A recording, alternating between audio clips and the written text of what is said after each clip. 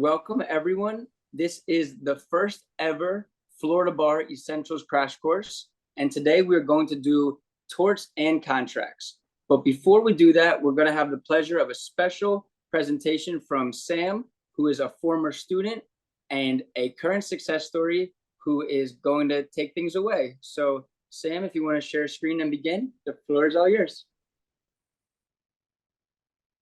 Hi guys. Yes, I'm so excited to be here for our first ever November course. I'm so excited. But like Andrew said, I'm just going to give a little introduction on me. I am a past IBIS prep student. I took the bar exam 5 times. Yes, at one point I was so ashamed of that, but now I'm not, because it's honestly made me into crazy person and I love it. I proved to myself that I can do hard things. And even though I'm a mom, even though I'm a wife, even though I work full time, I still made the time to do what I needed to do and pass this exam.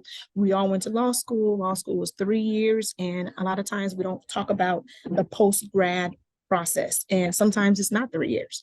I graduated in 2017 in December, and I didn't pass the bar until February 2023.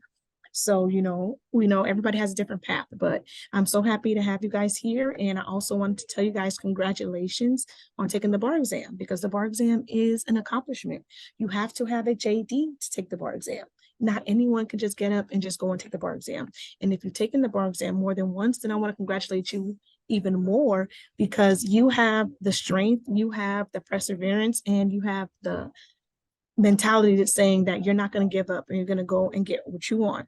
And I am a big advocate for that, because at the end of the day, why would you give up? There's no reason to give up. I hear that all the time, that, oh, if I don't pass this time, then I'm going to just quit. And it's just like, why would you quit? You're going to pass. You're going to pass. So don't worry about that. Okay. And again, I want to say thank you guys for choosing IBIS Prep.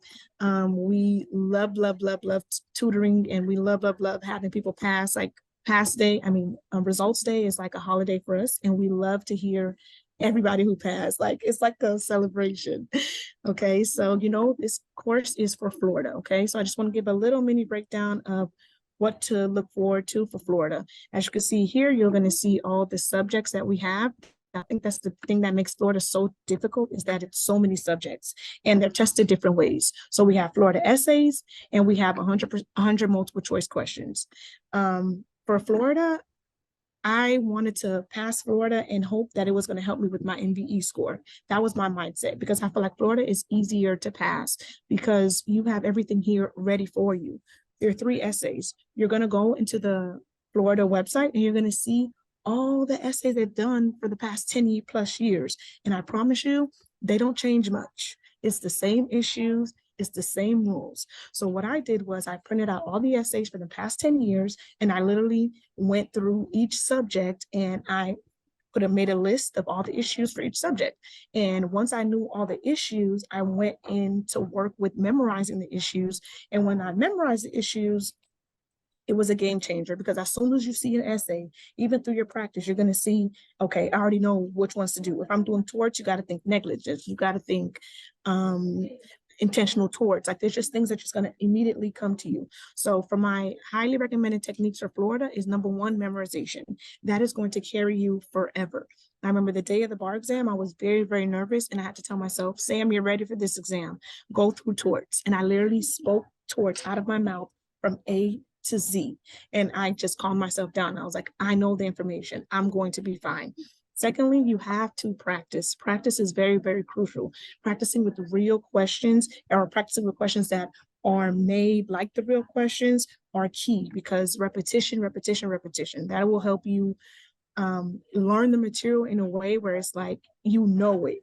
Even if you're not to the point where you can memorize it to speak it out 100%, you'll still have a knowing of it. And if you see a hypo, you'll be able to do something for it. Because listen, sometimes you're going to go on an exam and you're not going to know what they're asking. But if you can sit there and read the facts and remember your issues, you're going to be able to curate something. And then all the juices are just going to keep coming up. But that comes through practice.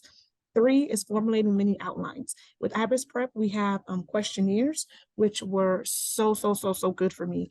I We have them blank and we have templates as well, but I encourage everybody to fill them out on their own with their own language.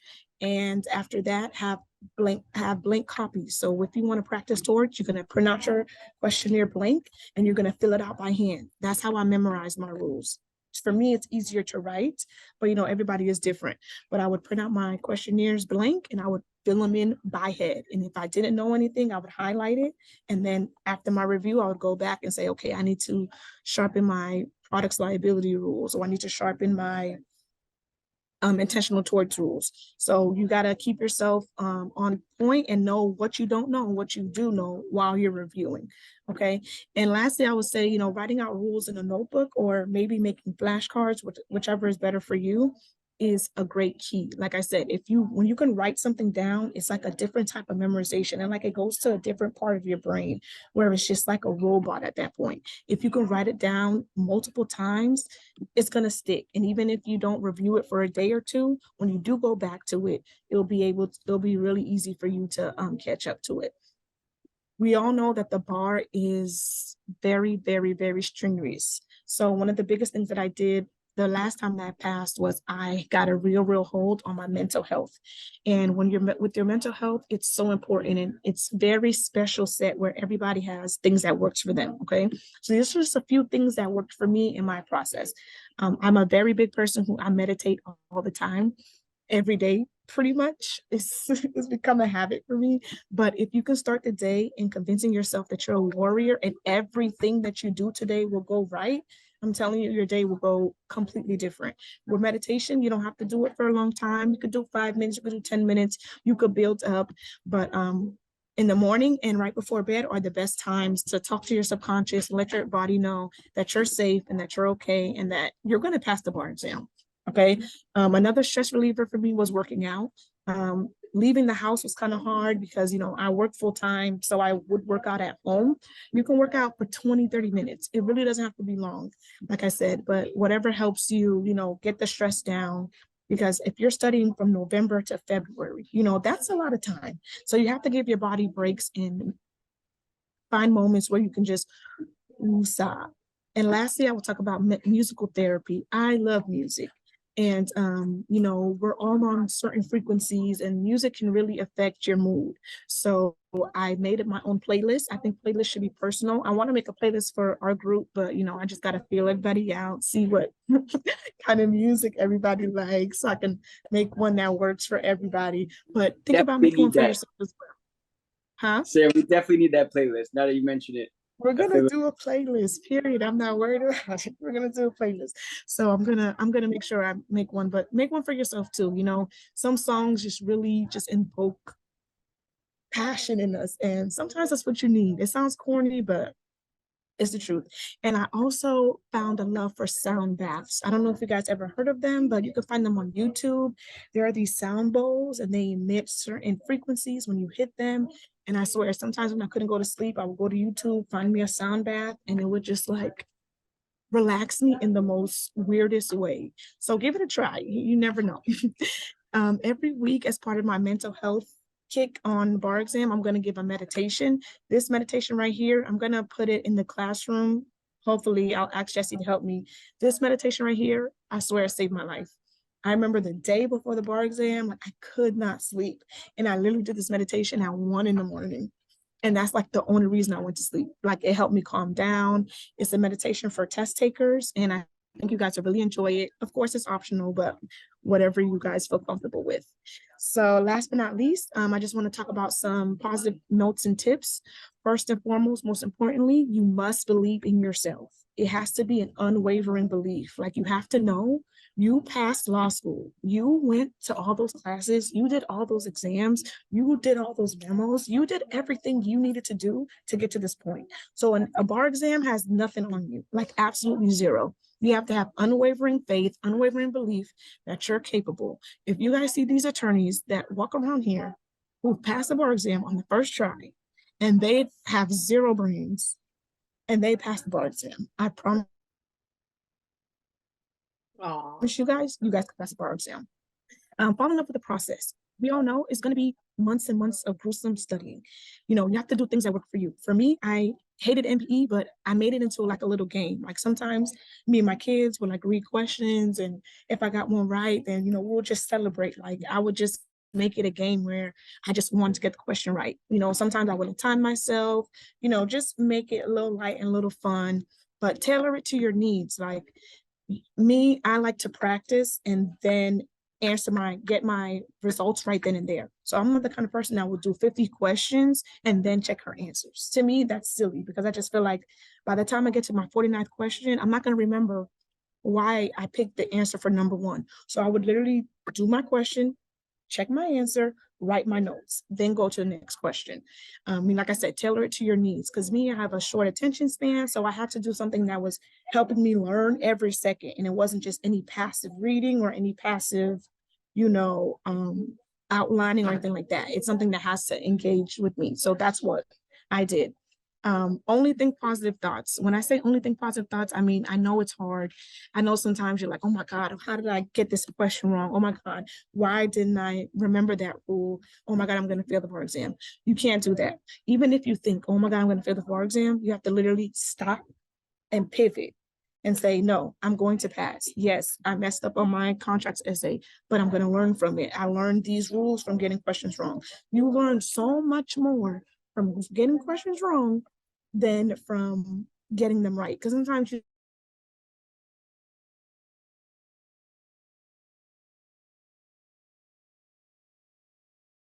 don't even get them right for the right. Oh shoot, I know this. So always try to stay positive because there's always room for improvement. Always, always, always, always. We're going to also take it one day at a time. There's a lot of days into the bar exam. I don't have a countdown yet, but I will start a countdown for you guys. I'm pretty sure it's about 100 days. I'm sure it's a lot of days. You have to take it one day at a time. If you know you're solid in your program, if you know you're going to show up every day, show up every day. Have what you're going to do for that day and do it and pat yourself on the back because you did it. You can't think about next week. You can't think about 2 weeks from now. You got to take it one day at a time to not overwhelm yourself. Like I said, reward yourself as you go. When I would do everything on time, I would watch my little trashy TV show and I would kick my feet up, have me a little wine cooler, and I will enjoy my time because I earned it. I did what I did. I finished on my task. I studied, I memorized, I reviewed, etc., etc. Reward yourself as you go. And last but not least, make a choice. Everything in life is a choice. Make a choice that you're going to pass the bar exam. It's going to be hard. It's going to be taxing on your brain, on your body. But if you tell your body that we're passing this exam, it's not going to waver from that. I know that sounds silly, but I promise you it's not. You're going to make the choice. And when you make the choice, you're going to adapt to it. So if you're going to say, yes, I'm going to pass the bar exam, then you're going to subconsciously say, yeah, I can't go to the movies with you, or I can't do this because I didn't review my questions, or I can't do this because I didn't fix my outline. Your body is going to adapt because you already made the choice. Winning is a choice. So don't give yourself any option of failing. Like we see so many people come and go in our programs and we don't like to hang on to them because we want them to go, we want them to pass, and we want them to and we want to hear about all the awesome things that they did. So yes, I am officially your fairy bot, a bar mother. So please call, text, email me. I'm on Instagram, I'm on X. I think that's what it's called now for the young kids. Okay, but if you need anything, even a pep talk in the middle of the day, please call me. I love doing this. I love showing you guys how fast you can go.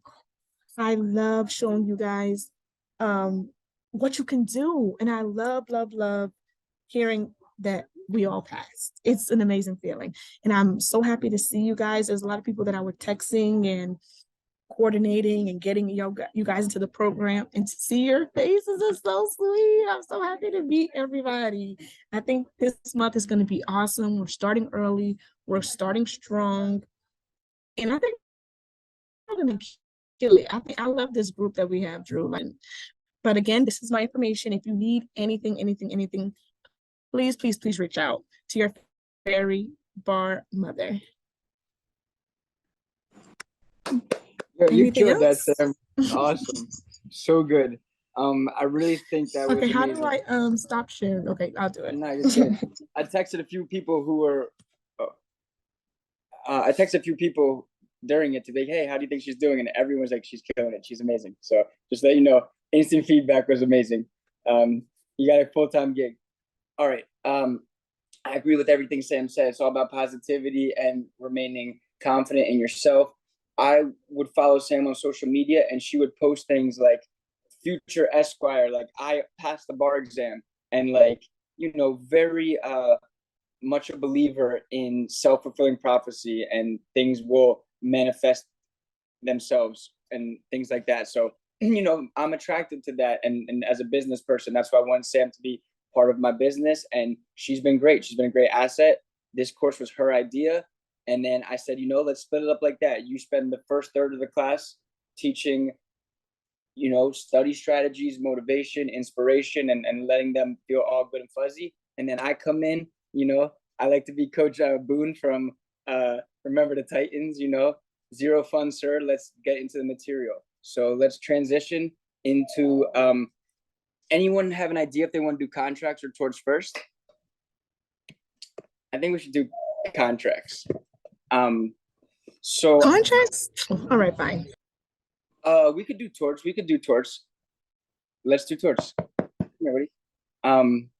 So I'm gonna start off by sharing my screen and show you how some of my materials can be made to best use.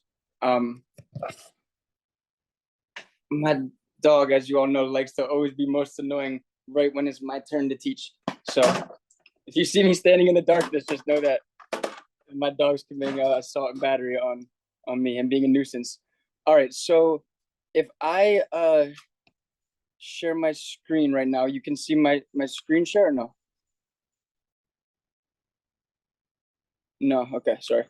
No, I can't see it yet. I didn't press share content. So if I share my screen, now we can all see. Let's talk about torts. And I know someone mentioned at the beginning of class, oh, they don't remember anything about torts. And I was like, that's not really true. I'm sure you remember a lot more about torts than you think you did. So if you go to the Florida MBE Complete Drive, or some of you might just have the Florida Complete Drive, you can see we have the calendars. And on the mini course, we're doing torts and contracts. So today, for me, we'll go into Florida study materials. And one place I always love to start, where Sam said was a great place to start, is our questionnaires, right? And we could begin with torts. Am I freezing or can you hear me, Sam? Sam, can you hear me? Sorry. All right, good. Yeah. All right. So let's begin. Does anyone know what all the intentional torts are and what are their elements? And I would ask everyone to start writing things down, because I'm just going to go over these basics and then I'll tell you how to weave it into an essay. I'll be very cognizant of my time. But does anyone out there know all the intentional torts off the top of their head? Assault, battery, intentional infliction of emotional distress, false imprisonment, that one. Keep going. Keep going, class. conversion, Trespass to chattel conversion. Trespass to land. Okay. Anyone else? Keep throwing them out. I'll say them all in order, or the best I can, but intentional keep throwing them out. trespass, Yeah, trespass to land, trespass to chattels and conversion, we said. Assault and battery, we said. Intentional infliction of emotional distress. Anyone else said? False imprisonment. Yeah, false imprisonment for sure. What else? Negligent infliction of emotional distress. I think by definition that's not an intentional tort, because intentional torts, yeah, that would be negligence. But fair, that's a good distinction for everyone to know. The distinction between negligence and intentional torts is whether it was intentional or whether it was unintentional. If it's unintentional, it could have been a breach of the duty of care, which would give rise to negligence. Intentional torts, just to kind of, ring the old bell of intentional torts, I think we have assault, battery, false imprisonment, intentional infliction of emotional distress, intentional interference with a business relationship. right? Does everyone know what that means? Intentional interference with the business relationship. They do that to me all the time. Yeah. Malicious prosecution. That's one that we barely see on essays, but you know what? I like to tell people, throw their kitchen sink. If someone takes someone to court for no reason and it's malicious, we'll call that malicious prosecution. We talked about trespass to land, trespass to shadows, and conversion. These are the different trespassatory torts. I believe that there's, and you know, different professors will say different things, but the way I teach, I believe that there's intentional elements to the privacy torts. And in Florida, there's a common saying that you may all know called I flap. Intrusion upon seclusion is the I, false light is the FL, A is appropriation, and P would be public disclosure of private information. Now in Florida, we do not recognize false light. So in Florida, the three privacy torts, I'll say it slowly, I know I go fast for people, but in Florida, the three privacy torts are intrusion upon seclusion, right? That's like a peeping Tom. Any peeping Toms in my room, you gotta go. We don't do that in this room. There is disclosure, right? Public disclosure of private facts. If I tell everyone your social security numbers, right? And then there's appropriation or misappropriation. If I take your likeness or image and use it commercially, right? So I have the privacy torts, and if I went too fast, I had assault and battery. Assault is, you know, punching someone, battery is landing the punch. We'll get into more details later, but assault, battery, intentional infliction of emotional stress, you know, doing something that's outrageous that really, you know, causes them to have some sort of emotional distress, let's say. We talked about the trespass ones, and to slowly recite them: trespass to land, trespass to shadows, and conversion. Trespass to land is if you walk on someone's yard, or you throw a rock on someone's yard. When you cause something to interfere with someone else's land, that's going to be trespass to land. Trespass to shadows is like taking someone's property for a joyride, right? Trespass to shadows. Conversion is you destroy it. So what's the difference between trespass to shadows and conversion? Well, let's say it's a chainsaw, and if I take it and use the chainsaw and cut some stuff up, and I nick it a little bit and take it back, that's probably going to be trespass to shadows, just a little nick. Or let's just say I take it and deprive them of their use, and there's no nick on it. It's still trespass to shadows. I took it and deprived them of their use. Conversion is you break it, you totally destroy it. There's a classic MBE question. I refer to MBE questions a lot because I've done too many of them, where someone takes a car on a joyride, $10,000 car, and they get $3,000 worth of damages, and they went 150 miles away. They call that conversion on the MBE because the damage was so significant that it truly amounted to, you know, having to replace the car. There's a line between conversion and trespass to shadows. And then we have trespass to land. I said malicious prosecution, taking someone to court unnecessarily. We did the privacy torch. Remember, I flap, but there's no FL in Florida. And you could say things like that in an essay. On an essay, you want to sound smart. You know, false light does not exist in Florida. Appropriation, public disclosure of private facts. I like to think that there's elements of defamation that include intent, right? Especially if it's a public figure, because there has to be that element of malice, right? So we could say defamation might have element of intent.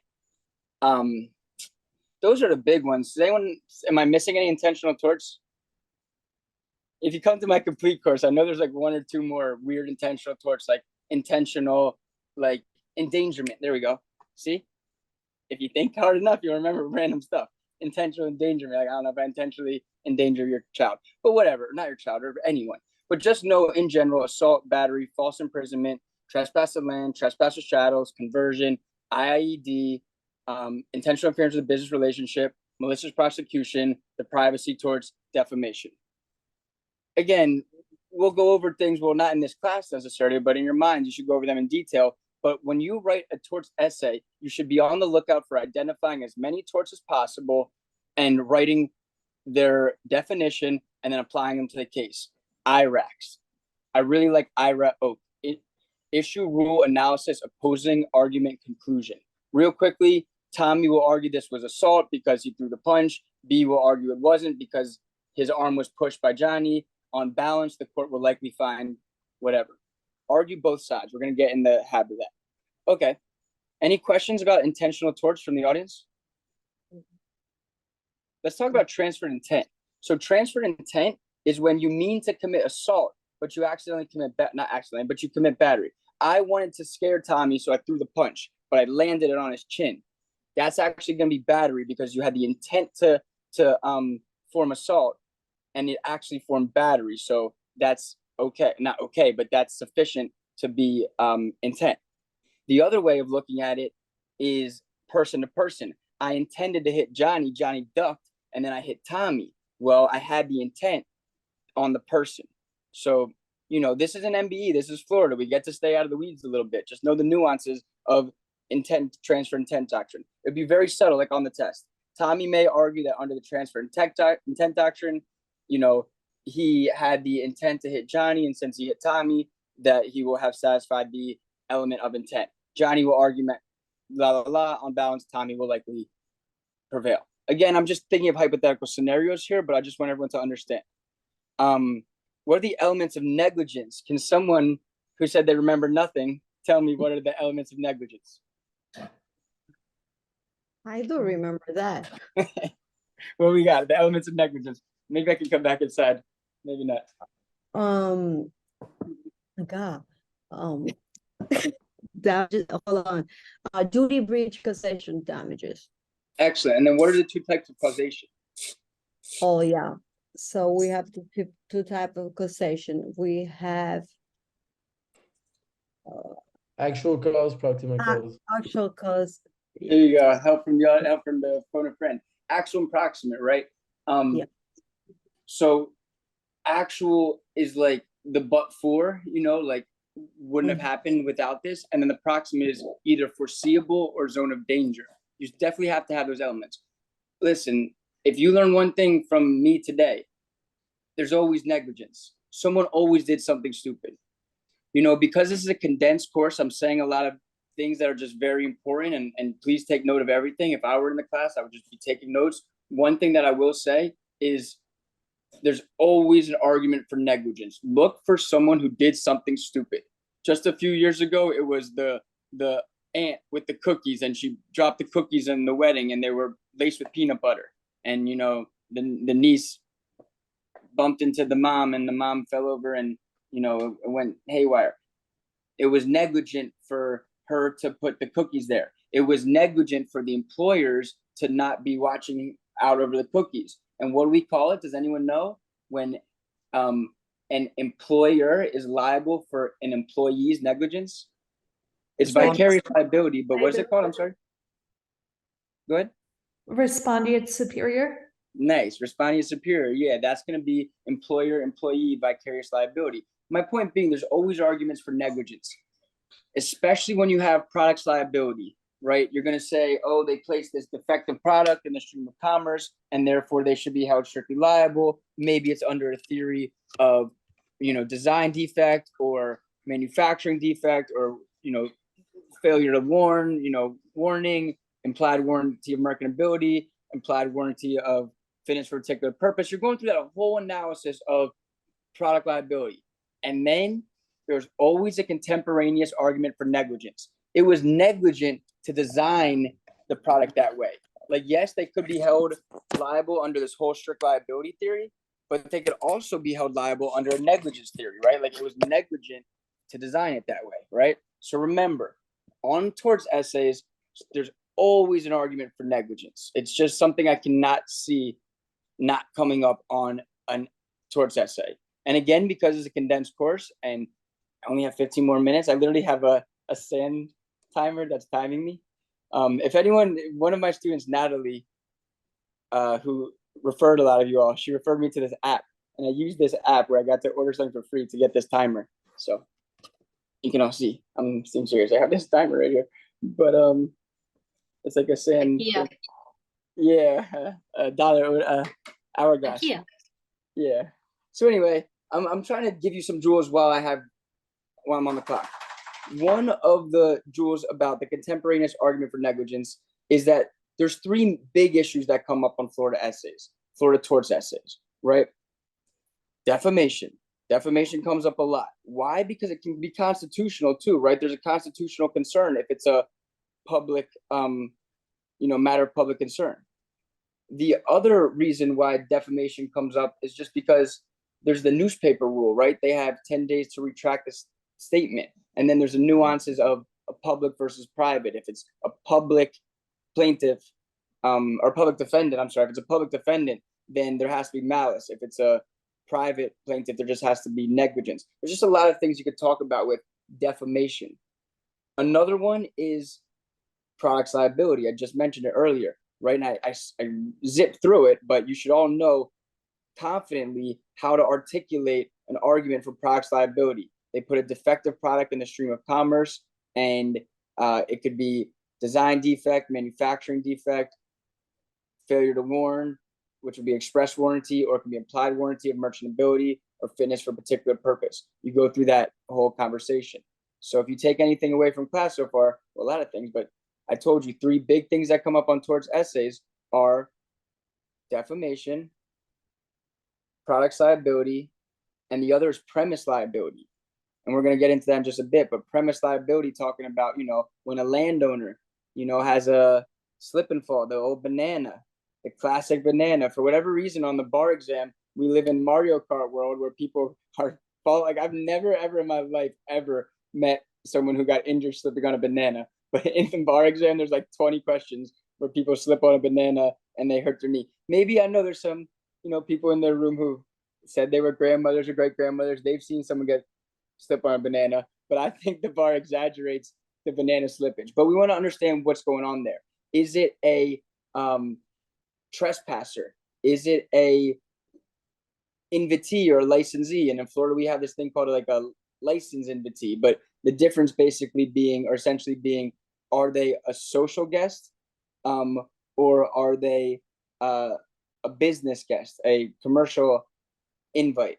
And there'll be a heightened duty if they have a commercial reason for being on the property, right? Like if you have a social guest over for dinner versus if you have someone in your business, there's a heightened duty if they're in your business. There's also, the concepts of non-delegable duties, like a mall or a hotel has a non-delegable duty to maintain a safe premises. It's just a key buzzword. What I really want to get across to people is when it comes to writing essays, buzzwords are key. You want to use the highest legal jargon that you know of, In a lot of ways, when I'm teaching, when I'm tutoring to my students, I think the opposite. I'm like, let me explain this like I'm explaining it to a sailor. I start cursing and being like XYZ. When you're writing your book, because I want them to understand it, but when you're writing on your essay, use the word premise liability, and write your essays starting from the top. Like the issue is premise liability. We need to identify if they were, who the owner and who was the, licensee or invitee, and what duty did they have, or were they a trespasser, or they known trespasser, or unknown trespasser? Did they breach that duty? And then what are the arguments for damages? So 3 things that I think are heavily tested on torts are premise liability, strict liability for products liability, and defamation. Just an aside. I know that's a long aside, but like I said, condensed course, I want to get the jewels out of the way. And negligence is always tested. There's a contemporaneous argument for negligence. Now, 3 other things that you can mention. I'm going to give you some jewels in 3. 3 things that you can mention on any torts essay in Florida, right? 1, we have abolished joint and several liability. I don't care what the essay is on torts. We say that. We've abolished joint and several liability. Another thing, Florida is a modified comparative fault state. That's new. It's not new anymore because last time we did it, so now it's old to me. Whatever. I'm not in personal injury law. I don't really know why they did it. I'm not political. You all learned that about me. I don't really understand why they do things. I just teach what they do. Now we're going with modified comparative negligence, where if a party is greater than 50% at fault, they cannot recover. Car accident, they determine A is 58% at fault and B is 42% at fault. A cannot sue anyone because A is over 50% at fault. In Florida, that's the way it is. It's modified comparative negligence. So we're going to talk about how in Florida they've abolished joint and several liability, how Florida is a modified comparative fault state. And the last thing that we can always mention on a torts essay in Florida is Florida punitive damages are limited to 3 times compensatory or $500,000, the greater of those two. There are some cases if it's, wanton against the elderly or, special leave disabled or something of that nature, but you don't have to get in too much in the weeds. If you can just stick to the basics, I would say you can do really well in a torts essay by doing these things: identifying all the torts, writing the IRACs, saying those things that I mentioned at the onset or, somewhere towards the end, that we've abolished joint and several liability, that we are a modified comparative fault state, and that punitive damages are limited to 3 times compensatory or $500,000. Those are some key points that you can sprinkle onto any torts essay. I want everyone out here to write outstanding essays, because essays, that's where I've taken 4 bar exams. You can sit down with me and hear my life story one day, but I passed them all 4 for 4, and I've always scored incredibly high on the essays. Why? Because I know how to write these essays. You don't get points off. So you're better off taking a sweeping approach and being like, X has an argument for assault. This is the elements of assault. X will argue this, Y will argue this, unbalanced support will find this. X has an argument for battery. These are the elements of battery. X will argue this, Y will argue this, unbalanced support will find this. And really going through them all. But it's all about that creativity. There's one essay where they take the tennis balls off the rack, and that's conversion, because, they technically took the tennis balls off the rack. Always trying to think. NIED comes up a lot. I haven't mentioned that yet, but negligent infliction of emotional distress comes up a lot. Always try to think if there's another tort that you could mention. All right, in the interest of time, let's continue going forward. So what are the elements of negligence? We said duty, breach, causation, damages. 2 types of causation are going to be proximate and actual. I'm just seeing if I add this on my outline. I don't think I did, but something that you can mention a lot when it comes to negligence are the concepts of superseding and intervening causes, right? What are supervening and intervening causes? Does anyone know what those are? Yes.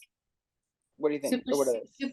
Superseding and intervening causes are if you have, let's say, a traffic accident, and then you have a rescuer or even a person like in the car behind you that comes to your aid, and they get injured by a third person or third party, they are included in the negligence as a but for.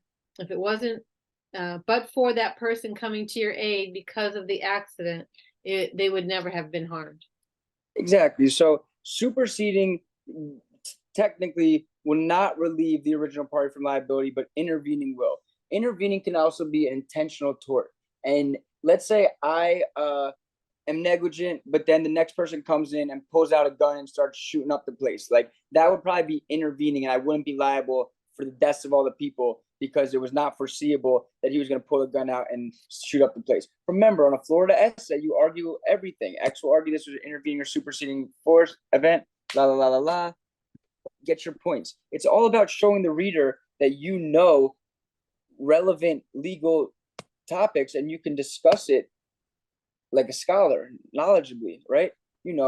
I told someone at the beginning of class, I was born in Miami and I grew up in Philadelphia and I went to college in New Orleans. Those are 3 places that have terrible lingos and slang. You're not writing like that on an essay. You're using the highest legal jargon and trying to tell the reader superseding, intervening, transferred intent, intentional tort. So far, so good. Some defenses to negligence. I'd say statute of limitations, right? If it's just like things have already passed. We already said comparative fault, and for this modified comparative fault. Consent, it's kind of always a defense. If they can consent to something, it's usually better for intentional than negligence, but I could see consent. Any other defenses to negligence we could think of? Can't really think of any. What is negligence per se? So negligence per se is when the statute defines a duty of negligence. like speeding. You know, if you go over the speed limit, that's negligent. It was negligent to go 65 in a 60, right? The statute dictates a duty for negligence, and it's a per se violation. Now it has to be the intended, injury in the designed class, or maybe I said that backward, the designed injury in the intended class, or, the class and the injury that was anticipated, meaning, if it's a fire hydrant and you park outside of the fire hydrant and a car hits you, you're not negligent per se for the accident to that car. If you park outside a fire hydrant and the fireman can't get to the fire hydrant and the kids suffer, then you are negligent per se liable, because that's the purpose of the statute. It was designed to protect people who are on fire. So negligence per se, look out for that. I did a California bar exam and I wrote about negligence per se because, and these bar exams are all similar, because someone was in a hospital, and it's always like they sneak peanuts in, but they snuck, peanuts or something into the hospital food and poisoned people. And I just argued out of nowhere. I said, potentially there's a negligence per se argument if there was a statute on point that defined, food safety laws, right? I felt brilliant when I did that. Why? Because that's what a good essay writer does. They can bring something that's relevant quickly and move on. And it's like, okay, reader, I know that that this isn't what the essay is all about, but I did mention it, and hopefully if I got a point, I did. If not, no harm, no foul. Okay, res ipsa loquitur, the thing speaks for itself. So that's gonna mean like, How to the plant plant off that the falls off the balcony. Yeah, if the plant falls off the balcony, well, hey, it's your balcony. You had exclusive control over it, and it fell off. You are liable. Another classic example is a scapula that's left inside someone's body, and you're the medical team. How else would that scapula have gotten there? Scapulas don't jump inside down people's throats and land in their organs. It's going to be res ipsa loquitur. The thing speaks for itself, right? Okay, so we talked about premise liability. The elements of premise liability are the same of duty, breach, causation, damages, right? Like, or duty, breach, causation, damages, that you had a duty of care and you breached that duty of care, you caused someone to get hurt and they incurred damages. I said that Florida doesn't technically recognize a difference between licensees and invitees, and I've gotten into discussions about this with people, but I have confirmed that like they have what's called a licensed invitee, but just know there's a heightened duty to the business guest than to the social guest. When you think of an invitee or a licensed invitee, think of like someone at a hockey game or a basketball game, they're in the stadium. You do have a heightened duty of care that's owed to them, but only while they have permission to be in there, while they have that ticket. Okay, what duty is owed to known trespassers? So known trespassers, you just have a duty not to make unreasonably dangerous conditions, or to do anything that would cause foreseen harm to them. Like if you are shooting into a field and that people are walking in that field, that's totally going to be a violation and you'll be liable. If you're shooting into a field and you have no reason to know that people are trespassing in that field, then that's not going to be rise to liability because they're unknown trespassers. I'm going to move through these a little bit quicker so I can get into contracts, but the purpose is so that we know what we're looking for, we talk about them, and then we can write about them on essays. And Torts is all about throwing the kitchen sink, identifying as many issues as possible, and writing quick IRACs. So eggshell plaintiff rule, basically you take the plaintiff as you find them. So, if you have someone has a glass jaw and you punch them and it's battery and it shatters their whole jaw, you're going to be liable for that entire shattering. We talked about what type of fault jurisdiction is Florida. Florida is a modified comparative fault jurisdiction, which means that if you're over 50% at fault, you cannot recover.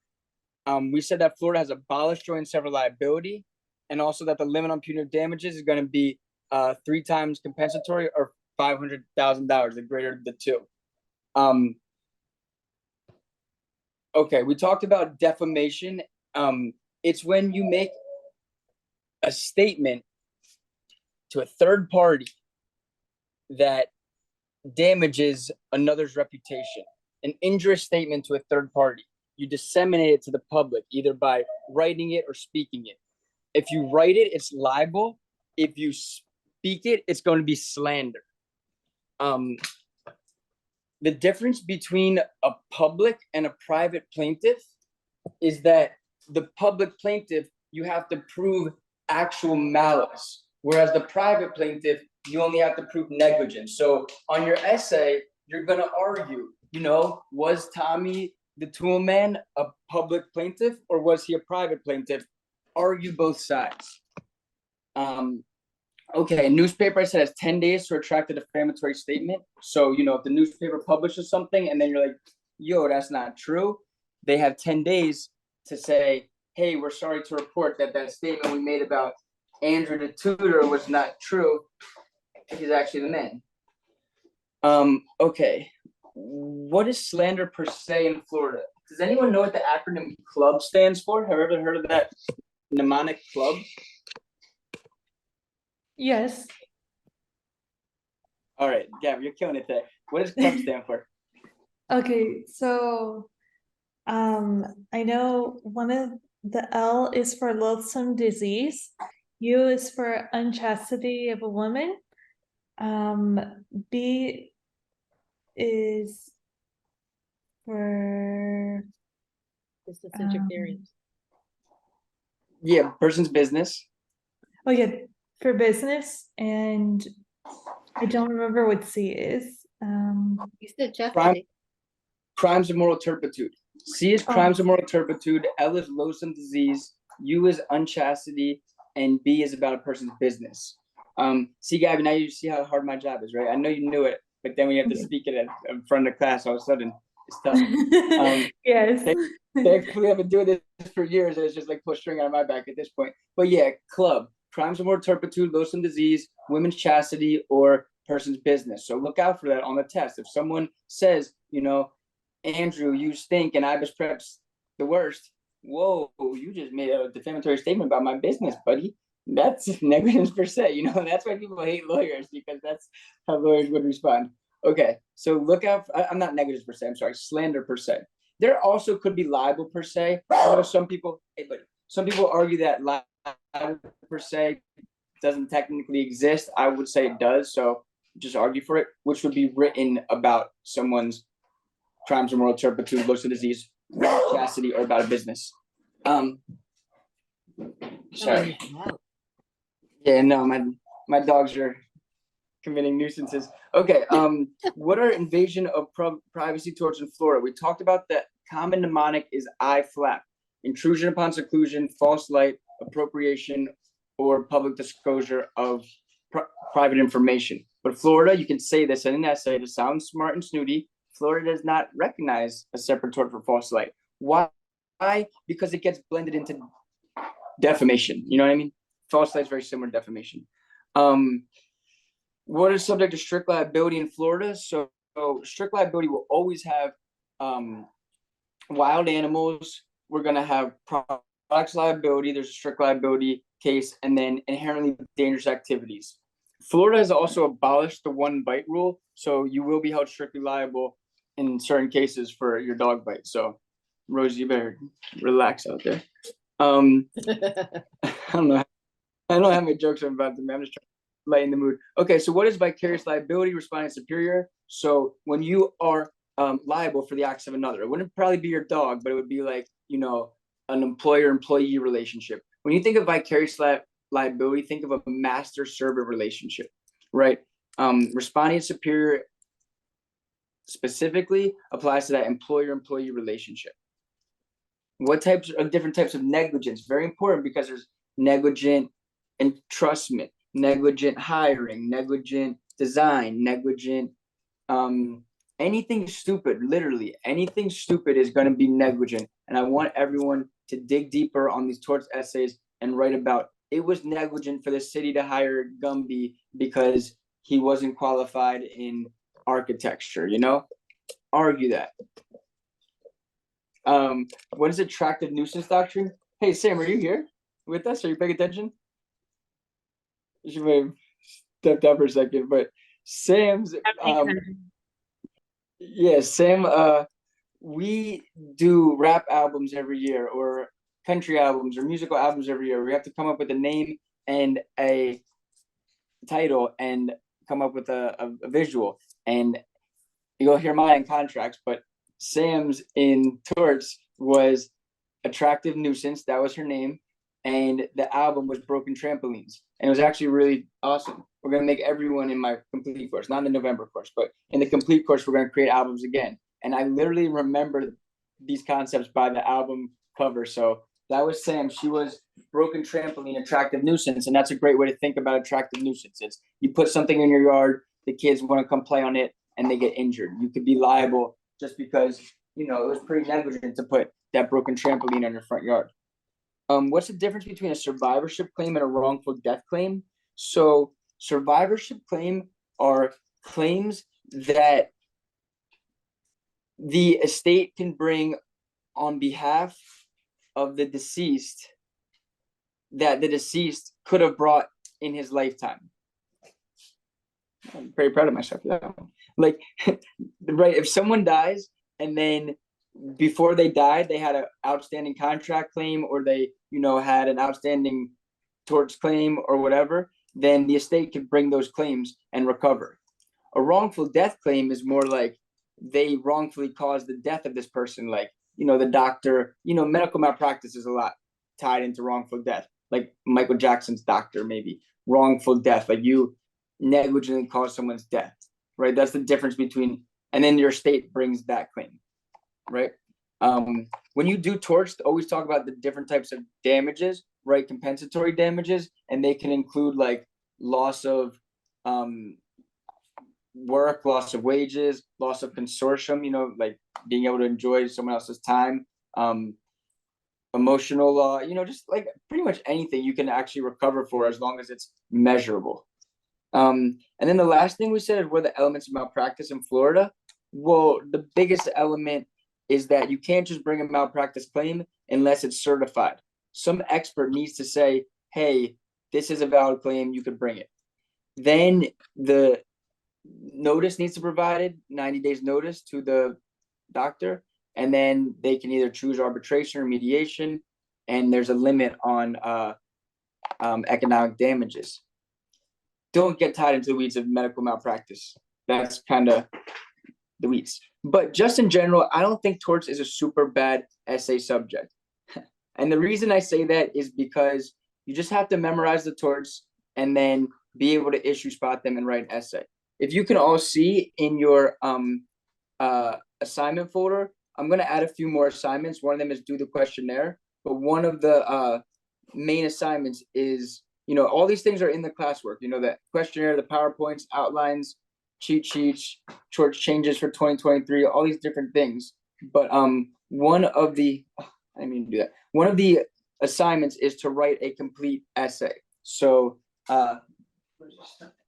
sorry, you will all have an essay assignment, and I'd like you to write it under time circumstances. And that's absolutely the approach, is just throw the kitchen sink and write as many as possible. Look, it's not even November yet. I expect everyone in here to write filling essays. The way that my grading goes is 40 is a passing minimum essay, 50 is good, 60 is great, 70 is grand, 80 is wonderful. Anything above 80 is really, really, really good. I don't know, I don't have anything for it. But I probably wouldn't even give you that, just out of spite. But just because I want to push you to greatness. But that's my grading system. I don't really expect to give out many above 40. You know, I think that most people are gonna write failing essays. Why? Because it's November. We're going to work on this. We're going to write tons of essays.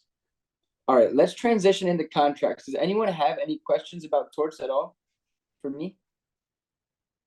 I know we have lots of questions, but just know that, you know, torts is a manageable subject. You just need to memorize the torts, and the way to approach the essays are always going to be answer the questions directly. What claims does A have against B? A will bring this claim. A will bring that claim. A will bring that claim. do it in methodical order, and mention as many torts as possible. The more torts you mention, the more points you can get. And please, follow up with the class and the assignments. Jesse is going to post them up there, and hopefully by the end of the week, you'll feel really great at torts. Don't be negligent and not do your assignments. All right. Is the torts assignment going to be one that we choose what the torts essay is, or that it's already listed? No, the essay's already chosen. It's already in the assignment. Yeah, that assignment I've already put up there. If you want to get a sneak peek, just look at assignments, and I already listed the contracts and the torts essay. I chose to do separate ones. There are some ethics in there. Everyone just take a stab at ethics. I'm going to grade ethics loosely. Just know there's going to be conflict of interest or duty of competency or whatever. Just take a stab at ethics. I'm not concerned about ethics. All right, let's transition into contracts. So contracts is my favorite essay subject. And I mean that because you can write the same thing on every contract essay blindly and get 80% of it down, right? And it's straight off from my questionnaire. The first issue is whether there's a contract between the parties. What's the definition of a contract? A contract is an agreement between two or more parties in which there are valid remedies at law. Very simple. That's the first issue. Here, there's likely a contract between Tommy and Johnny because they, went into business together, as long as it satisfies the, conditions of contract formation and there's no valid defenses. The next issue is the body of law, the governing law. It's got to be UCC or common law. Well, UCC is going to govern contracts for goods, which are all things movable, and the common law is going to govern contracts for services, which is, common law is going to govern everything for services or land or anything besides goods. So very quickly, you could say the next issue is whether the contract will be governed under the UCC or common law. The UCC governs contracts for goods, which are all things movable, and the common law governs contracts for land or services. Here, we have a contract for sports cars, therefore the contract will fall under the UCC. Right? Very simple, but you got to mention that. You also want to talk about what type of contract is it, right? Is it a unilateral contract that can be accepted by performance? Or is it a bilateral contract that will necessitate the elements of contract formation, offer, acceptance, and consideration? Is it an installment contract? Is it a options contract? Is it a anyone else have any ideas of some contracts? A requirements contract, that's a good one. Is it a requirements contract? And that could be a what's the opposite of requirements contract? Output contract. Thank you. Gabby, you're definitely winning MVP of class tonight. Or it could be an output contract, right? Like at the beginning of the essay, what type of contract is it? What is the governing body of law? And what's the definition of a contract? We're probably going to arrive at the situation where we're going to decide, has there been valid contract formation? So at the beginning, is there a valid contract? Who are the parties? Important, because the parties could be merchants, and there are special rules that apply to merchants. Does anyone know some of the special rules that apply to merchants? The Q-tips. What do you mean by the Q-tips? The Q-tips are the quantity, time, the identifying of the parties who are contracting, price, and subject. And they must have clear and definitive terms, as where if you're not merchants, then you only have to worry about quantity of goods. I'm not confusing myself. No worries. I get what you're saying. Just essential terms. Let's just put it that. So merchants, essential terms is 1 point. Also, the battle of the forms provision, meaning that the acceptance doesn't need to match the offer exactly like it does under the common law. The common law uses the mirror image test, whereas the UCC under merchants will have the battle of the forms provision, where an acceptance that has an additional term, so long as it's not material, will not constitute a rejection, but will constitute an acceptance. Let me rephrase that. An additional term will be part of the contract, so long as it does not materially alter the contract. For instance, hey, Andrew, I'm going to sell you 100 pounds of I don't know. Eggs. Paper, yeah. Fuck, I don't know. I don't know. Nothing's expensive. I'm gonna tell you 100 pounds of paper for $100, and I say, okay, I'll pick it up Tuesday. That additional term, I'll pick it up Tuesday, is not going to materially alter the contract. Now, there's some things that they love to test that it's questionable, right? A arbitration clause. Okay, I'll buy the 100 pounds of paper, but if there's a dispute, it'll go to arbitration. That's is it material? Is it immaterial? I think courts are split. And of course, the Florida bar loves to test you on those things. But when they do, that gives you, the writer, the opportunity to explain. A will argue that the mandatory arbitration clause is a material term that alters the contract. Therefore, it will be knocked out, right? We got to remember the knockout rule, and UCC gap fillers will apply. B will argue that it is not a material term and it'll be included in the contract. Include some facts. On balance, the court will likely find for B. So we have the battle of the forms provision, which also, as you heard, includes the knockout rule, which mentions UCC gap fillers. We have the firm offer rule. We're familiar with the firm offer rule. That means that an options contract between merchants will stay open for up to 90 days, and there's no need for consideration. The firm offer rule. And if I'm saying things fast, remember, it's October 30th. It's not even Halloween technically, even though you all wore your costumes and partied this weekend. It's still not even Halloween yet. So like, we're just refreshing ourselves. We're going to get back into the thick of things. And by the time my December course starts, I'm going to go over these things in such excruciating detail that you're going to have it memorized so well that it's going to be annoyingly repetitive. And then send your application into us. I was prepped. Okay. But anyway, what is it? Offer. An offer. Well, no, I'm not done with the rules that apply to merchants. So there's the firm offer rule. There's the battle of the forms provision. There's the essential terms test. I like that. There's the written confirmatory memo rule. So we'll talk about the confirmatory memo rule. But between merchants, if they have, like, let's say, an oral contract that should have conformed with the statute of frauds and it didn't, but then they send a written memo, well, that'll satisfy the confirmatory memo rule. There's also some little things between merchants, like, well, not little, but the perfect tender rule, right? They have to deliver exactly what's ordered. Let me explain that. The mirror image rule at common law means that the offer and the acceptance must match exactly.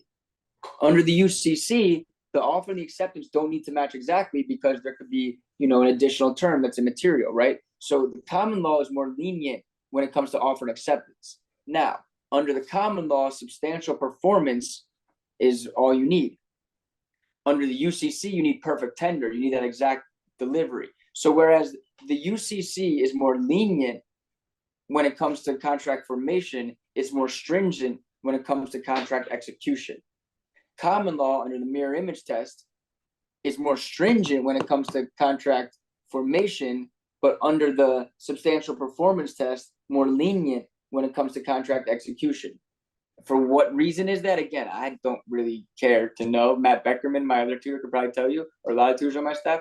I'm more of just learn what it is and just accept it. So that's what it is. Common law versus UCC, common law, mirror image test, and then later down the line, we'll have substantial performance, UCC, we're going to have battle of the forms provision, but then later we'll have perfect tender. A final rule I can remember, and there's probably more, that apply to merchants. Two more rules that apply to merchants under the UCC. This was actually pretty big. No additional consideration is necessary for modification, right? I agree to sell you 100 pieces of paper, and then we say, you know what, Andrew, can you make them black? And I say, yeah, handshake deal. Boom. Good faith merchants. That's fair. Common law, hey, I'm going to tutor you for 6 hours. Call me on the phone. Hey, Andrew, I decided, I want to do 7 hours. Okay, deal. No consideration, right? That's the argument you would make. So last thing is when we get into anticipatory repudiation, there's a thing called request for further assurances. And request for further assurances, merchants have 30 days to respond to. Just one of those things, 30 days to respond to the request for further assurances. I found the only way to pacify my dog is to include him. in the lecture. He knows a lot about contracts. He's heard this lecture more than any species on earth. All right. So offer him. acceptance. Yeah, his name's No, I Biscuit. can see him. Oh, you can't see him? Oh, shoot. No. Shoot. Oh, there he is. Yeah. Little man. That's And Biscuit or Rose? Biscuit is Jack Russell. Rosie is I'm allowed to admit it now. She's a pit bull staffy mix. But pit bulls used to be banned until like earlier this year, so I used to have to pretend she was something different. But yeah, you'll see Rosie, don't worry. But this is Biscuit right here. All right, so offer acceptance and consideration. They're very difficult to define. Just remember buzzwords. Buzzwords for offer and acceptance, we're gonna have mutual assent, meaning of the minds, and intent to be bound. I would say an offer is a manifestation of an intent to be bound in a way that an offeree that gives power of acceptance into an offeree. Let me repeat that. An offer is a manifestation of an intent to be bound by the terms that gives the power of an acceptance in an offeree, whatever. And then an acceptance is like the same thing, a manifestation of an intent to be bound in a manner that an offerer would understand to be an acceptance. Like at the end of the day, then I would say my next sentence, there must be mutual assent and meeting of the minds. Kind of give it that nice little, let's tie that up, right? So then we'll talk about consideration. And consideration in Florida is a bargain for exchange of legal detriment or benefit in Florida. Bargain for exchange of legal detriment or benefit, right? So it means something that you weren't legally obligated to do before, right? Like I will tutor you all for this class. You will all pay your invoices, and neither one of us had that obligation before we came to this agreement, right? That's all consideration means. A mere peppercorn will suffice for consideration. I don't know if I use that term correctly. Don't use that term. That's from law school. But just say that offer, acceptance, consideration, you just march through it. You're going to say, what's a contract? Who are the parties? It is important to note. I love that term. It is important to note that the parties are merchants because there are special rules that apply to the UCC. Here are a few of them. We'll talk about them probably in a minute. Next issue is whether there's contract formation. There must be offer, acceptance, and consideration. Offer is a manifestation of intent to be bound by the terms in a way that gives power of acceptance in the offeree. And acceptance is a manifestation of intent to be bound by the terms in a way that the offerer would understand to be an acceptance. There must be a meeting of the minds of mutual assent. Consideration in Florida is a bargain for exchange of legal detriment or value. Here, there was an offer when Tommy said this. I don't know why I'm stuck on Tommy and Johnny, but I think that's like the most neutral names I could think of. Here, there was an offer when Tommy said this. There was acceptance when Johnny said that. There was consideration when Tommy agreed to pay and Johnny agreed to tutor. Therefore, there's likely a contract absent any defenses. That leads us beautifully into the defenses, right? There is not a single essay on the Florida bar that's about contracts that doesn't use the statute of frauds, right?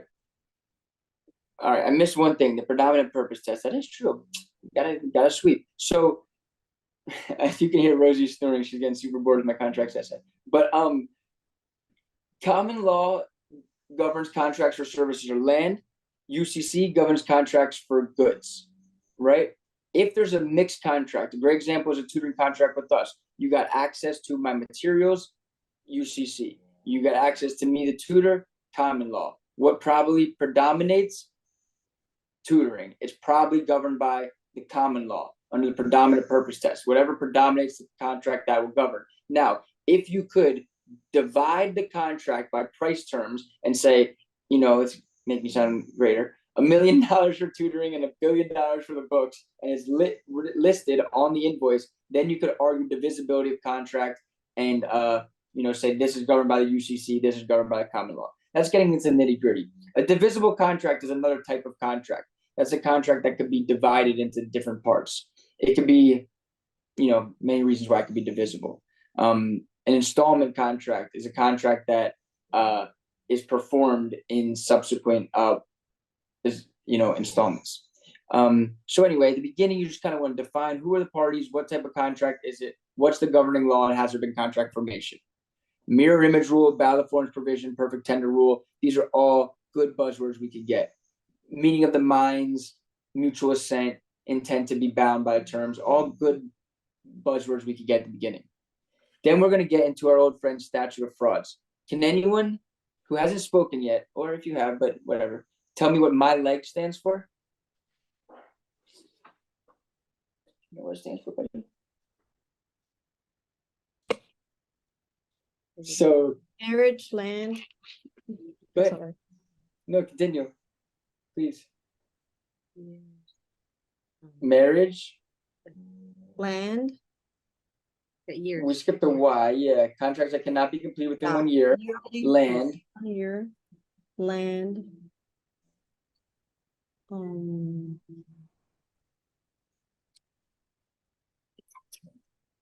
Executor. Executorships. Does anyone know Guarantee. what an executorship is? Yes.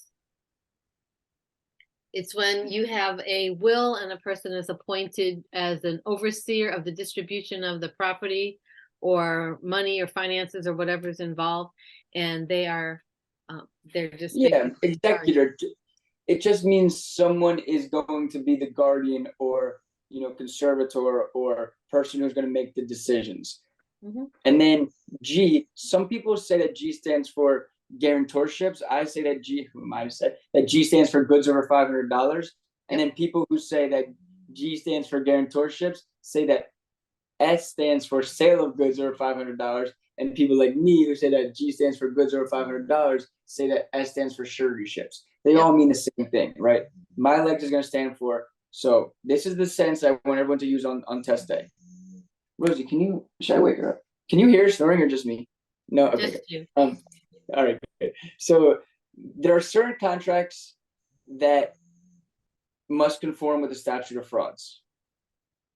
Under the statute of frauds, certain contracts must be in writing and signed by the party to be charged.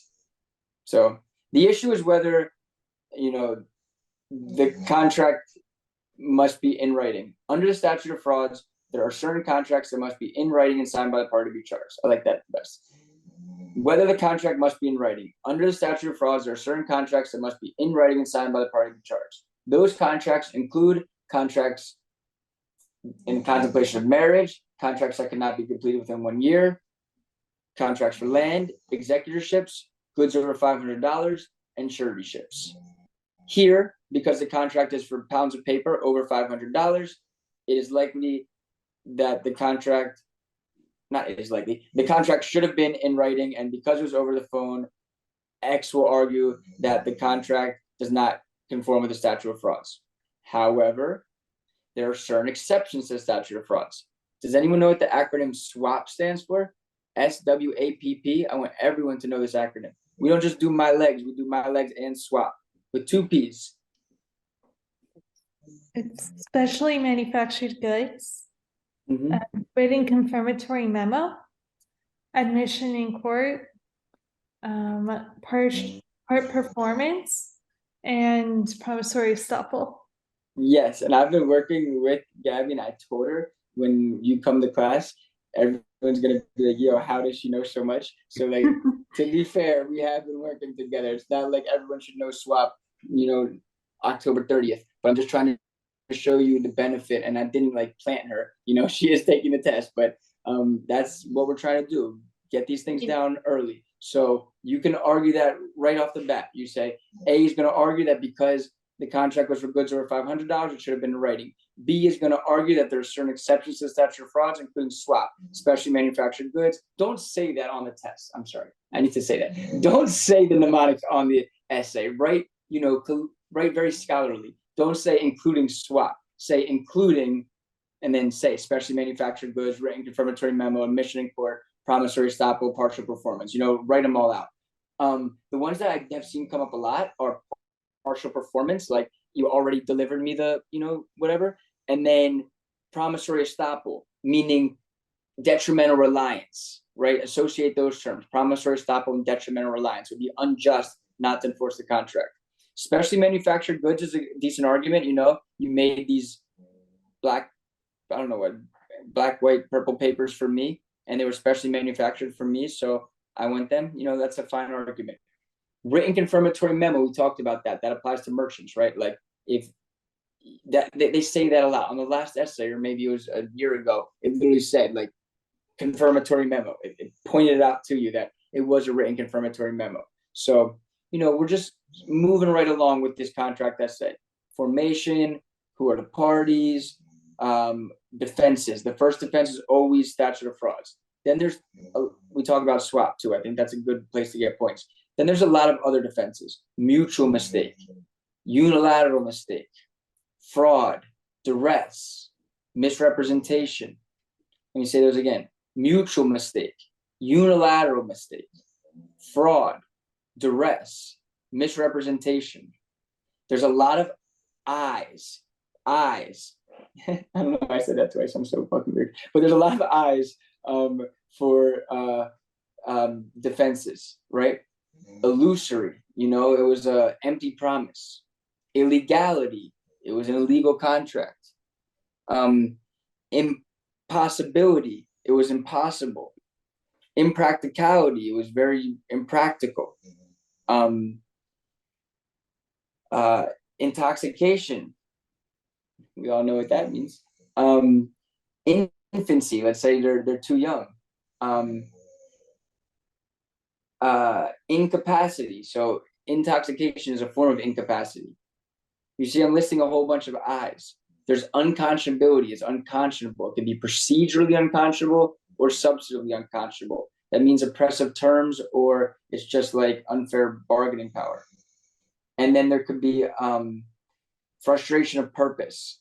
Like we were gonna have, here's a great example. Tyson Fury and this guy Ngannou fought this weekend. Tyson Fury was already signed up to fight for the heavyweight championship in December. If he would have lost this fight, then there would have been frustration of purpose for the fight in December. He would no longer have been contending for the heavyweight fight. The purpose of the fight in December had been frustrated. It still would have been possible. It's not impossible. It still would have been practical. It wouldn't have been impractical. It's just the purpose has been frustrated. Recognize the difference between a defense to formation and defense to execution, right? Defense to formation would be like fraud, duress, misrepresentation, or there was no offer acceptance, or statute of frauds or something. Defense to execution would be, okay, we had a valid contract, but now we shouldn't execute it. Like impracticality, impossibility, frustration of purpose, something like that. So yeah, you kind of want to go, people don't do a good job on defenses. People don't do a good job on a lot of things. Okay. What's the difference between a mutual mistake and a unilateral mistake? Well, mutual mistake, it's both parties were mistaken, and it usually leads to the possibility of rescinding the contract. It's a voidable contract. Whereas a unilateral mistake is only one party was mistaken, and they're going to have to bear the burden of that mistake so long as they did not know of the non-mistaken party's mistake and essentially take advantage of the non-mistaken party. I know I said that very convoluted, but basically a unilateral mistake is when one party's mistaken and the contract is valid unless they were like sneaky and knew the other party thought something different, right? A mutual mistake is when both parties, there was no meeting of the minds, and that would give rise to rescission, which means we basically are going to tear up the contract. You always want to talk about material breach versus immaterial breach. Breach. X will argue that Tommy breached the contract when he failed to deliver the widgets. A breach can be material or immaterial. A material breach is a breach where the non-breaching party does not receive the benefit of the bargain of the contract. An immaterial breach is a minor breach that does not give rise to, rescinding the contract or major damages. You can still get some damages for minor breach, but it's not like the total contract has been breached and now it's, you can't perform anymore. So material versus immaterial breach. Remember, anticipatory repudiation comes up a lot. That's when one party unequivocally demonstrates that they intend not to perform under the contract. And that's when you send that request for further assurances. So look out for anticipatory repudiation. That comes under breach too. What's the difference between equitable and legal relief? Well, equitable relief is like court order relief. I read an essay today and said there's a maxim in law. The maxim in law is that equity follows the law, meaning equitable relief follows legal relief. Meaning if we can remedy a contract claim by money, we will. We only use equitable relief if monetary damages will not suffice. Legal damages include expectation damages, which will put the non-breaching party in the position they would have been if the contract had been performed. Consequential damages, which are damages that were foreseeable in light of a breach. And then incidental damages, which are damages to recover for the breach. So, kind of start off with that statement that there's legal relief and equitable relief. Legal relief is meant to compensate. I mean, it could be punitive, but very rarely in contract law will we have punitive damages. That's more for torts. Usually we're going to have compensatory relief, which is going to be expectation damages to put the non-breaching party in the position they would have been if the contract had been performed. Consequential damages are foreseeable, and incidental damages are damages to recover. Like I had to drive, and pick up materials or whatever. Yes. Hey, wait, relax. And then consequential, incidental, and we could have nominal damages in name only. We could have lost wages. We could have lost profits. We could have reliance damages. You justifiably relied and suffered. You could have restitution, which was actually one of my rap album names. My rapper name is Ill-Gotten Gains, and I've had restitution was one of my albums. I think this year it's going to be called Unjust Enrichment. It's to disgorge ill-gotten gains. I think last year it's called Quantum Merit, which is like a very complex version of the same concept. Similar concepts here are going to be promissory estoppel, restitution, quasi-contract. These are like court-created contracts. They're not real contracts, but they're contracts that will restore money. Think of a down payment. If one party got a down payment and then the contract failed, they should get the down payment back, usually. That would be a quasi-contract in restitution. Restitution to disgorge the ill-gotten gains. Quasi-contract because it's not a real contract. It's a fictitious contract, right? There's no contract that you need to pay me back the down payment. The court will create one. The most common form of equitable relief on the test that you'll see is specific performance. Specific performance, art and land, right? Unique goods, when it's best to make them perform, right? Other types of equitable relief include reformation, will reform the contract to, be proper, or rescission will tear up the contract. Maybe you could think of replevin too, but that's not really a contract defense. That's more of like getting the sheriff to take back your stolen property or something, whatever. But big ones are rescission, tearing up the contract, reformation, reforming the contract, specific performance, forcing the person to actually do what's under the contract. You're not going to have specific performance for service. Like you can't force me to tutor. If I don't show up tomorrow on Thursday or Monday, you can get your money back maybe. No, I'm just kidding. I'll show up. Trust me. I'm like the sun. I'll be there. I'll rise.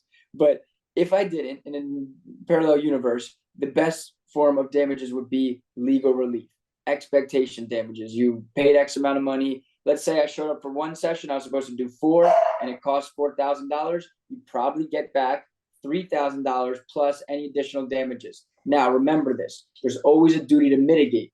You should always, and let's get off me because, I'm going to be here. Don't worry. But there's always a duty to mitigate. If you, they breached the contract by firing you and you're a teacher, you have a duty to go look for another job as a teacher, right? So talk about that. There's something under the UCC called the cost of cover. The cost of cover means getting substitute goods, right? These are all some things that we could think about in contract law. What are the types of relief we talked about? Did I forget quasi-contract? Literally, I did not. What are the requirements of a non-compete agreement? Non-compete must be reasonable in geographic scope, in duration, and subject matter. Say that again. Non-competes must be reasonable in geographic scope, in duration, and subject matter. We'll assume 6 months or under to be reasonable, 3 years or over to be unreasonable. 2 years, there's a good argument for either way. Patents in Florida 5 years. What is an options contract? So that's when the option remains open. You know, like, hey, I'll sell you these goods and you can, you know, accept the offer anytime in the next month. And if you pay me consideration for that option to remain open, that's a really strong argument. If we're merchants, we don't need consideration. There'll be a firm offer. But that's what an options contract is. It remains open. So requirements and output, remember, this is all that they require. So, or all that they'll produce all that they require, or I'm sorry, a requirements contract is, yeah, they'll produce all that you require. I require 100 widgets. And Tommy says, okay, we'll produce that many widgets. An outputs contract is however many you output, whatever amount you produce, I'll buy.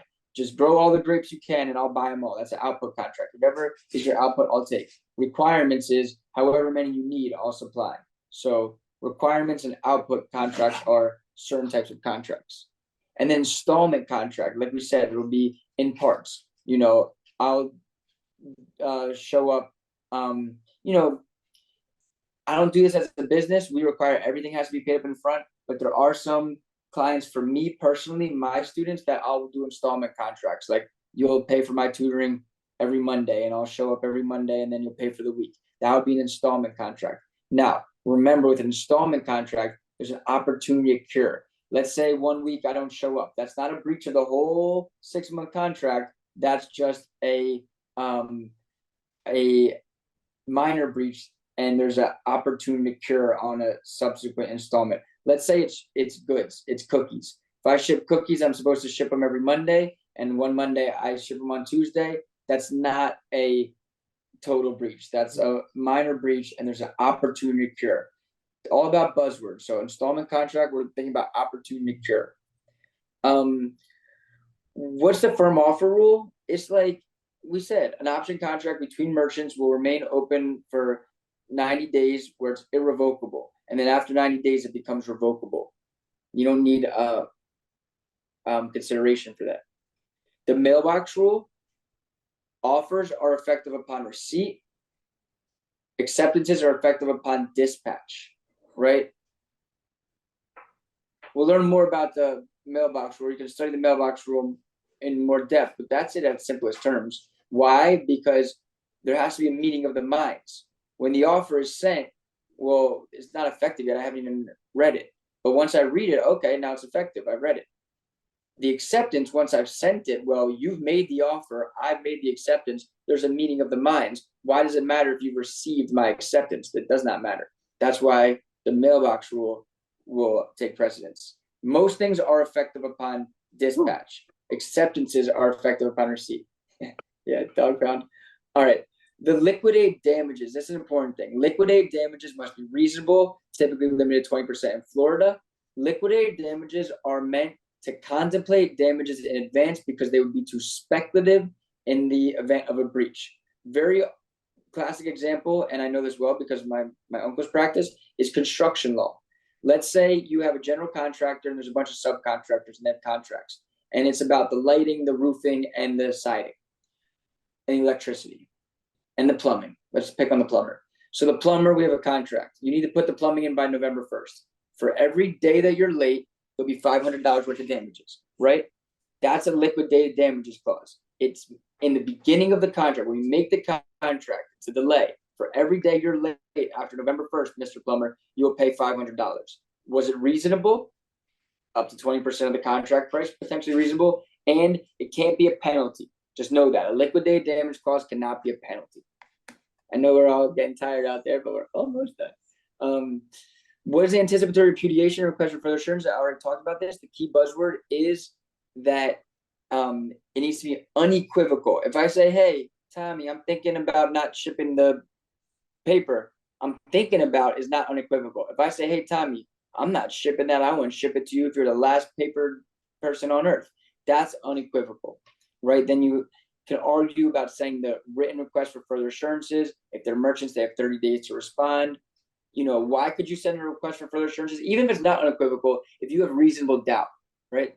Shout out to Jay-Z right there, right? If you have reasonable doubt that they're not going to perform, then you could send that request for further assurance. But it has to be reasonable. If it's not reasonable, then they can ignore the request, potentially. Again, remember, this is essay writing. IRAOC, always write the opposing argument. A will argue that they had reasonable doubt and they send the request for further assurances, they had to respond within 30 days. Therefore, they didn't respond, and this constituted anticipatory breach, and they had the right to either sue or wait until the breach occurred to sue. B will argue that it was not reasonable for them to doubt performance because when they said XYZ, this didn't constitute a repudiation, right? Just things we could look out for. Another big one for sure, parole evidence rule. Under the parole evidence rule, extraneous information, so oral agreements that contradict a fully integrated contract will not be admissible unless it's one of the exceptions. The exceptions could be to clarify an ambiguous term, to show a defect in formation, to show a condition to the contract, right? We'll bring in trade usage a lot. When there's a conflict in contract, there's a hierarchy. At the top of the hierarchy is the terms of the contract. What's written in the contract is usually going to prevail, right? Then we're going to talk about customs between the parties, right? Usage between the parties to see what have they been customarily doing. Then we'll look at trade usage and see what's going on outside and know what's customary. These are all things that will be considered, but usually the express terms will dictate, if at all possible. If there's a disagreement, we'll look at what's the course of dealing. That's the phrase I was looking for. Course of dealing. So the hierarchy will go express terms, then course of dealing, then trade usage, right? And we'll try and figure out what the contract means. But in general, why do I love contract essays? Because 80% the same thing. Is there a contract? Who are the parties? What's the body of law? What type of contract? Contract formation, offer, acceptance, consideration, no defenses. What's the defense? Statute of frauds. Let's list all the other defenses that we can think of. Now we're going to talk about damages. Legal or equitable expectation versus specific performance. Some issues that come up a lot, I said, liquidated damages. It's got to be reasonable. Can't be a penalty. Anticipatory repudiation. It's got to be unequivocal, right? Installment contracts. There has to be, if it's a minor breach, there is a opportunity to cure. I said the firm offer rule comes up a decent amount. Like, they have a firm offer between merchants and they have irrevocability up to 90 days. And then lastly, and I discussed this, is the non-compete. Non-competes must be reasonable in geographic scope, in duration, and in subject matter. Are there other things that come up in contracts and torts that I didn't talk about today? Sure. But you can pass if you know these things and you know them well. So we're going to update the classwork. I mean, I suck at scrolling, but Jesse has already put the materials you need should be in the classwork assignment folder for torts and contracts, right? For Florida. So you can see there's videos, rules, attack sheet, questionnaire, outlines, cheat sheets. Torts has all these different things. And then the main thing that I really like everyone to do is the assignments. I'll add another assignment sheet that's going to have just some little things that I want to make sure everyone gets done, including, the questionnaire and certain things on the calendar. But the main thing is if everyone looks at this assignment real quick, just to end class, I could edit it. I have 2 essays. So the July 2021 question number 1 and the July 2022 question number 2. I think they both do include ethics, but just take a stab at it. I'm not really going to grade your ethics. I'm going to grade your contracts and your torts essays. So like I said, Jesse is going to make sure that everyone has access to everything that they need. And as I mentioned at the beginning, the things that people should have are access to the Google Drive, access to the Google Classroom, and access to Thinkific, because that's where we have the Florida multiple choice QBank. Today, we only stuck with 2 subjects, contracts and torts. I know we went over, but it's really important to me that we leave no stone unturned. And I really thought it was important to get to know everyone in the class. And Sam did such an amazing job to put everyone in really great spirits to get back into the swing of things.